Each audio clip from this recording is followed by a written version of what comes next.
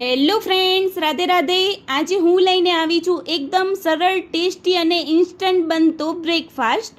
તો આજે આપણે બનાવવાના છીએ એકદમ સોફ્ટ, સ્પોન્જી અને સ્વાદિષ્ટ ઇન્સ્ટન્ટ સૂજી અપ્પમ, જે ખાવામાં બહારથી થોડા ક્રિસ્પી અને અંદરથી સોફ્ટ તૈયાર થશે. તો વિડીયો શરૂ કરતાં પહેલાં જો તમે હજી સુધી અમારી ચેનલ સબસ્ક્રાઈબ ન કરી હોય તો અત્યારે સબસ્ક્રાઈબ કરી લો અને હા, બેલ આઇકન જરૂરથી દબાવજો, તો તમને આવી નવી નવી સરળ રેસીપી જોવા મળી જશે. તો ચલો હવે રેસીપી સ્ટાર્ટ કરીએ.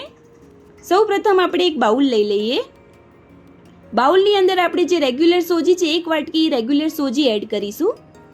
1 વાટકી સોજીની સામે આપણે અડધી વાટકી દહીં એડ કરવાનું છે. હવે એની અંદર થોડું પાણી એડ કરીએ. બધી જ વસ્તુ આપણે સરસ રીતે મિક્સ કરી લઈએ.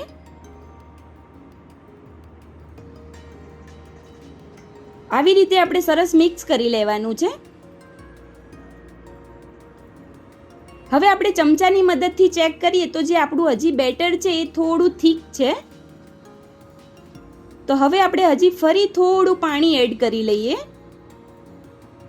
અને ફરીથી સરસ રીતે મિક્સ કરી લઈએ. હવે જે આપણું બેટર છે પ્રોપર રીતે તૈયાર થઈ ગયું છે. હવે આ બેટરને આપણે 10 થી 15 મિનિટ માટે ઢાંકી દઈશું, જેથી સોજી સારી રીતે ફૂલી જાય અને સોફ્ટ તૈયાર થાય. હવે 10 થી 15 મિનિટ જેવું થઈ ગયું છે. હવે જે આપણી સોજી છે પ્રોપર સોફ્ટ થઈ ગઈ છે અને ફૂલી ગઈ છે. હજી આપણું બેટર જે છે થોડું થીક લાગે છે, તો હજી આપણે થોડું પાણી એડ કરીએ અને સરસ રીતે મિક્સ કરી લઈએ ફરીથી. હવે જે આપણું બેટર છે તૈયાર થઈ ગયું છે. હવે એની અંદર આપણે એક વઘાર કરીશું. એના માટે એક વઘાર્યું લઈ લઈએ. વઘાર્યાની અંદર થોડું તેલ એડ કરીશું. હવે તેલ ગરમ થઈ જાય પછી થોડી રઈ એડ કરીએ. 1 ચમચી ચણાની દાળ, 1 ચમચી અડદની દાળ. હવે બંને દાળને ગોલ્ડન બ્રાઉન થાય ત્યાં સુધી હલાવતા રહીએ અને ત્યાં સુધી આપણે એને શેકાવા દઈશું. દાળ નાખવાથી જે અપ્પમનો સ્વાદ છે ખૂબ જ સ્વાદિષ્ટ આવે છે. હવે જે દાળ છે પ્રોપર શેકાઈ ગઈ છે. હવે એની અંદર આપણે એક તીખું લીલું મરચું એડ કરીશું કટ કરીને. એક ડુંગળી કટ કરીને એડ કરીએ. થોડું ટામેટું, થોડું કેપ્સિકમ મરચું,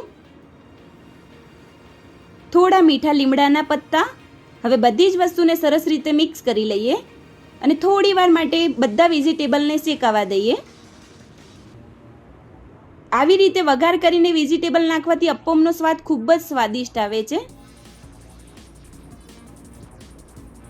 હવે જે આપણા વેજીટેબલ છે પ્રોપર રીતે બધા શેકાઈ ગયા છે. હવે એને ઉતારી દઈએ અને જે બેટર તૈયાર કર્યું છે એની અંદર આપણે બધો જ વેજીટેબલનો વઘાર એડ કરી લઈએ.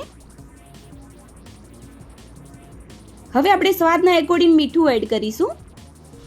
હવે સરસ રીતે બધા જ મસાલામાં મિક્સ થઈ જાય એવી રીતે બેટરને હલાવી દઈએ. હવે બધું જ વસ્તુ મિક્સ થઈ ગયું છે.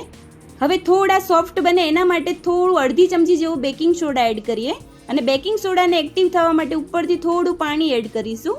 હવે બધી જ વસ્તુને સરસ રીતે બેટરમાં મિક્સ કરી લઈએ. હવે પ્રોપર બધી જ વસ્તુ મિક્સ થઈ ગઈ છે અને બેટરની થિકનેસ આપણે આટલી જ રાખવાની છે. પતલી નથી રાખવાની, જાડી વધી નથી રાખવાની. હવે આપણે એક અપ્પમ પેન લઈ લઈએ. અપ્પમ પેનની અંદર થોડું થોડું તેલ એડ કરી લઈશું. હવે આપણે તૈયાર કરેલું જે થયેલું બેટર છે એ પેનમાં થોડું થોડું મૂકી દઈએ. હવે ધીમા ગેસના ફ્લેમ પર 2 થી 3 મિનિટ સુધી ઢાંકીને રાખીશું. નીચેની બાજુ અપ્પમ ગોલ્ડન બ્રાઉન થાય ત્યાં સુધી આપણે એને શેકાવા દઈએ. હવે આપણે ચેક કરી લઈશું.